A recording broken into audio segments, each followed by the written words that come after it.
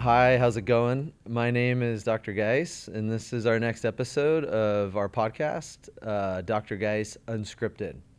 I like to start off each episode just reminding those tuning in and listening that the purpose of this podcast is to provide an authentic view from a physician, as well as a physician CEO and co founder of a business that is dedicated to taking care of seniors and those suffering from dementia and cognitive impairment in their home or senior living community environment. Today, we're going to go in on this next episode talking about end of life and posing a deeper question on, are we listening to our seniors and loved ones about what they really want as they approach that sacred time of end of life? And are we thinking about the deeper whys of what we're doing, what we're trying to accomplish? What does our internal faith look like? What is our belief around this life and the next life? These are some deep questions that have, you know, religious scholars and general scholars and philosophers have, sought out and answered since the beginning of time. So in my humble background, I am not going to begin to try to, be the authority. Rather, I would like to stroke or promote some thought-provoking conversation around these topics and how it relates to the health care delivery and health journey of our seniors today in 2025. I'm going to start with a poignant story of a patient of mine. This was about 7 years ago, and this was a patient, but also a family friend, longtime family friend / acquaintance of not only my father, but myself. I'm going to keep the particulars and details relatively vague of the person and family, but I will give the general synopsis of what happened.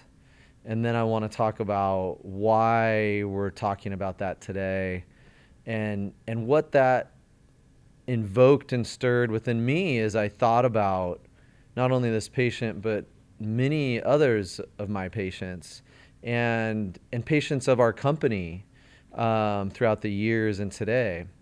So about this time, 6, 7, 8 years ago, I had the wife of this individual come to me and reach out, and with a very challenging and really sad situation of her husband, who was at that point a retired attorney and very high functioning individual all his life, and was a former friend of my father my father had since passed away.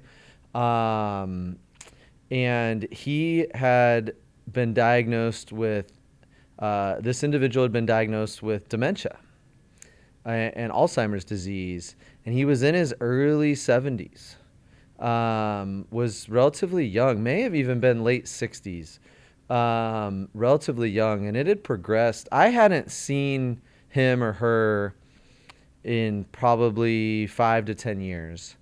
But, before my father passed away, they were personal friends as well as professional colleagues, as he was an attorney.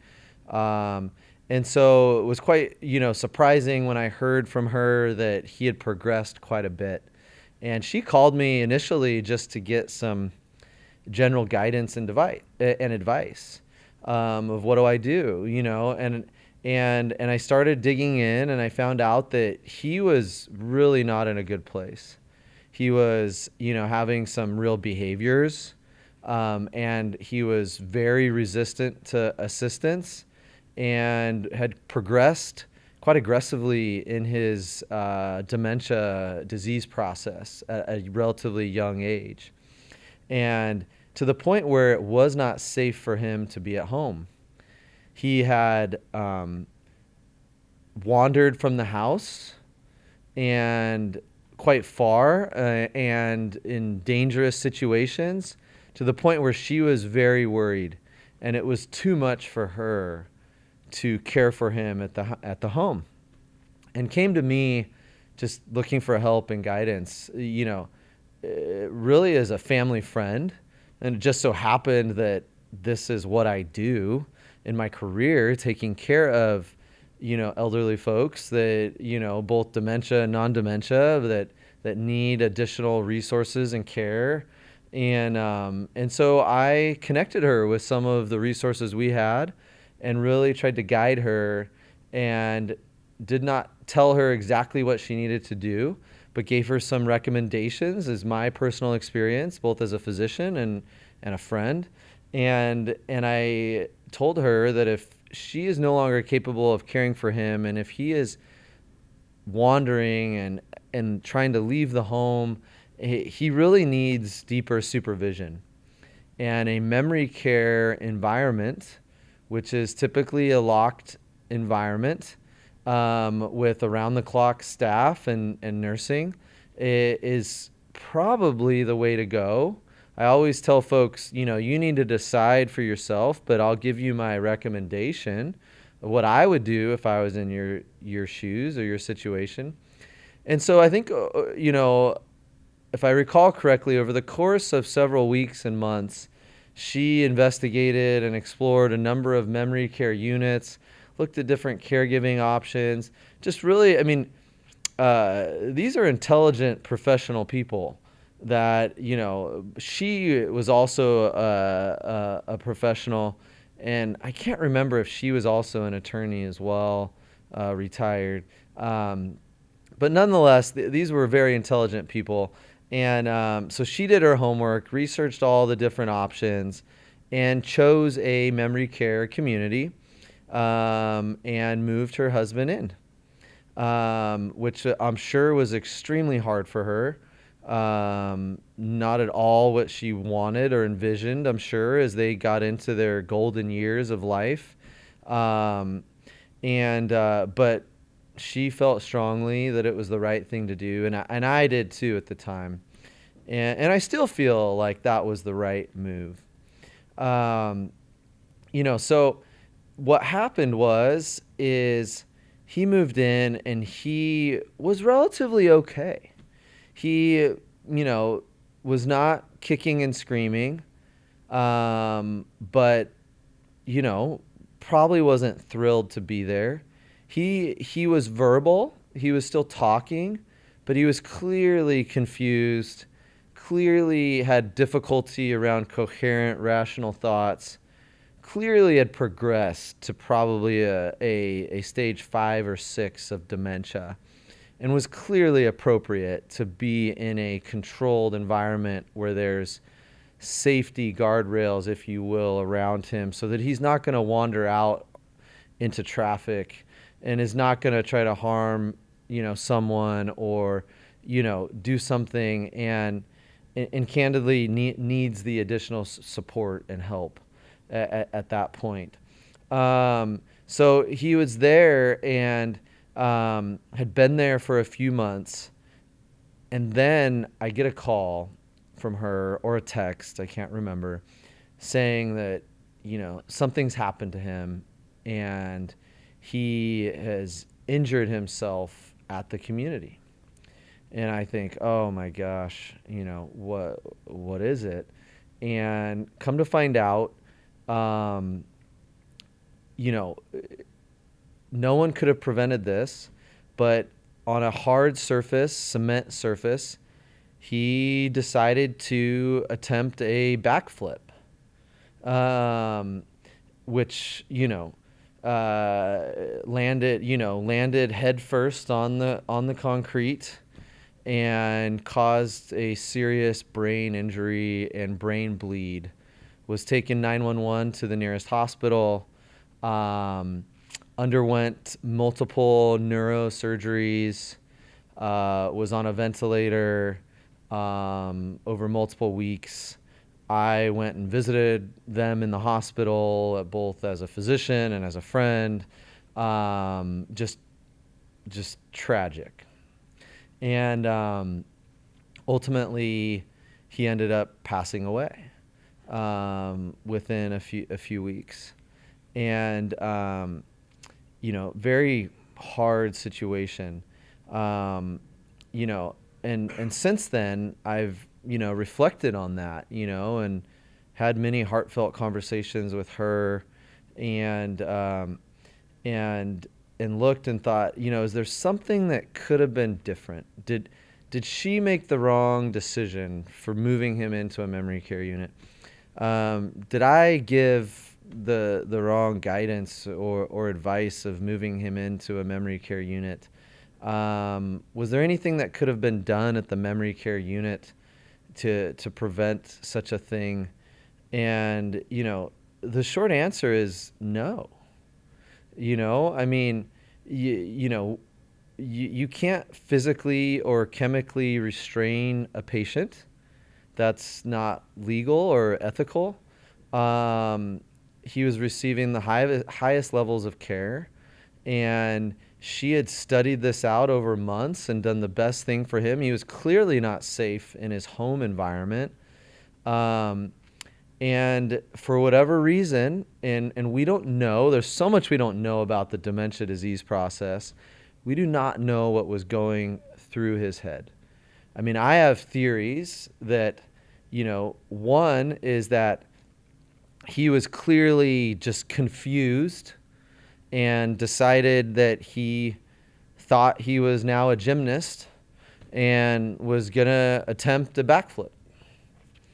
Or the other theory is that he was clearly not there, but the part of his brain that was still functioning was just really frustrated with his disease process and prognosis, and was just not happy with life, and was going to attempt to do something that might accelerate his exit from this life. That no one could have predicted or avoided, and so it's tragic. It's terrible. But when I sit back and I look at that experience, and to me it invokes deeper thoughts around what do our patients and family members want or need as they get a difficult diagnosis. We cannot predict the cards that life deals us. But what we can do is make real decisions of how we're going to play those cards. And so that, to me, is the real question here. And obviously, I share this story and experience as a very poignant, somewhat extreme example and definitely tragic outcome.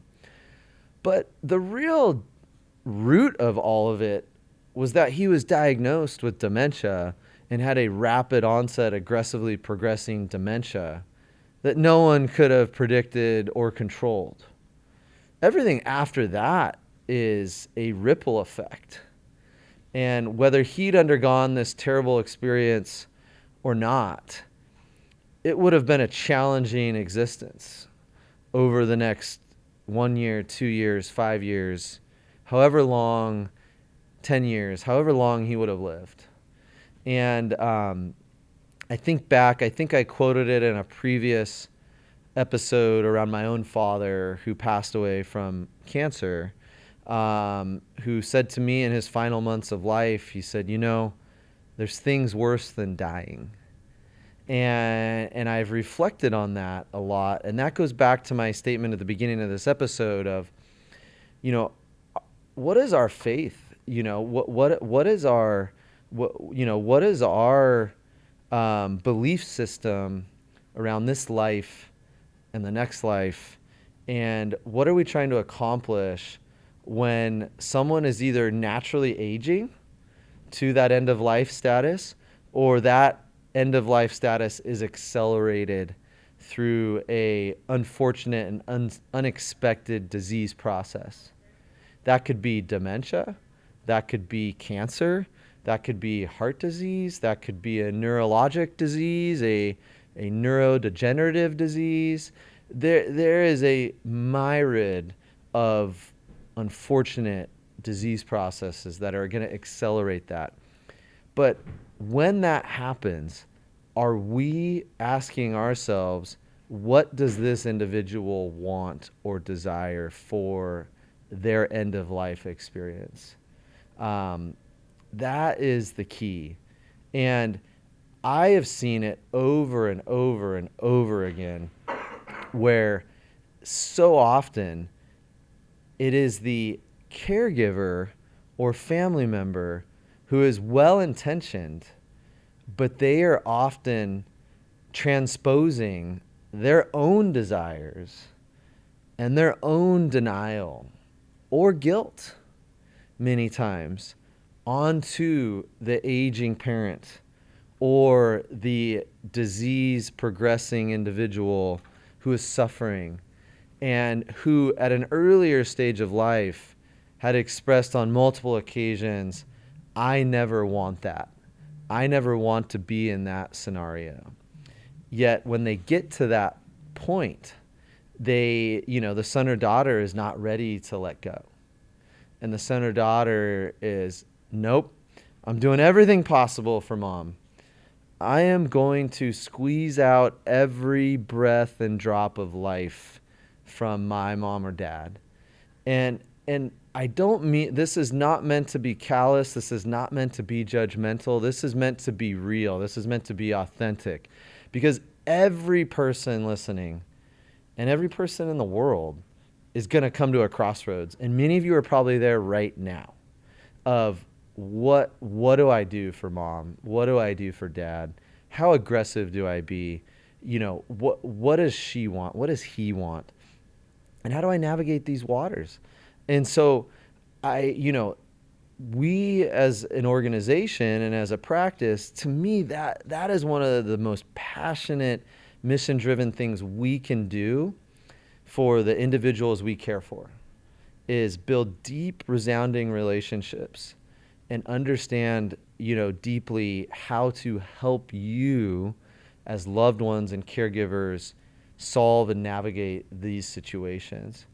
I'll share one more story, and I'm stealing this from a colleague and a friend who's also a physician, and I don't think he'd mind. I'm going to keep it, obviously, no names and, details, but his mom was diagnosed in her 80s with a brain tumor and a serious neurologic condition, was in the ICU, and all the siblings were surrounded, and the neurosurgeon had come in and spent 20 minutes with the family, and including my friend, who was the only physician amongst the siblings and sons and daughters.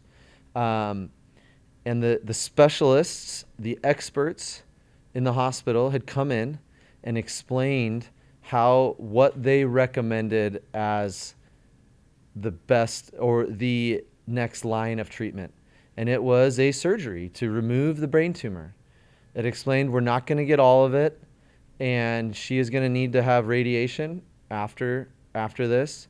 And that's what we recommend. And it's going to, and the siblings were nodding and saying, okay, all right, doc, if that's what you recommend. And then right as the doctors were about to leave the room, my friend, the physician, raised his hand and said, how much more to her life is this going to add? And how much is her pain and suffering going to be undergoing this surgery? And the doctors kind of were taken back, and had to really think about it for a minute, and he was not going to drop the questions, and made them answer honestly. And they said, could be a couple weeks, could be a couple months, and this is going to be a very hard surgery to recover from. A lot of pain and suffering, probably going to be in the hospital the majority of that time, may not make it, from the surgery. And then my friend continued to ask, not in an accusatory or critical way of the neurosurgeons, but just an educational way, so that his siblings could hear firsthand what the real authentic situation is here. And needless to say, by the end of that next 30 minutes, unanimously in the room, no one wanted to do the surgery. And everyone decided to take Mom home and let her pass away and enjoy and live 3 or 4 more weeks at home and pass away peacefully and gracefully with her loved ones around her at bedside. What a beautiful thing that is. I can tell you, if my friend, who had deep background in end of life and had lived this for 20, 30 years in his career, had not been there, she absolutely would have gotten surgery and would have not had any major recovery, maybe would have gained a couple weeks of life, but those couple weeks of life would have probably been in a hospital bed, in the hospital, ventilated, in pain, receiving injections around the clock to control pain, et cetera, et cetera. That scenario I'm describing is very common. It is extremely challenging. There are palliative services in hospitals, but I'm telling you, it is, if you don't have a family member there advocating for quality of life and what are we trying to do for this person and what they would want to do, oftentimes it just ends up swinging the other way, because everyone holds on to this. Well, what if my mom is the 0.1% that it's going to add 6 more months? But that is a very, very, very improbable scenario. And the more probable scenario is that they are going to suffer a great deal. They're never going to have any meaningful quality of life. And ultimately they're going to pass away in the hospital. And it happens every day. And so, and same thing happens with folks with dementia and cognitive impairment, is if we don't have meaningful conversations about how this is going to play out and making decisions in advance and deciding what we're willing to do and not do, then our loved ones are going to end up ping-ponging back and forth to the emergency room in the hospital. And I'll tell you, I've had countless conversations with families ahead of time, and they all agree on the onset. But then when something goes wrong with Mom, call 911, do everything, send her to the ER, because they haven't made peace with letting Mom go when something does happen. So, we're getting towards the end of this episode, but I wanted to share a couple of those experiences and talk more about that. So we'll pause there for today, and please feel free to share any questions, with us that we can answer on future episodes. Thank you.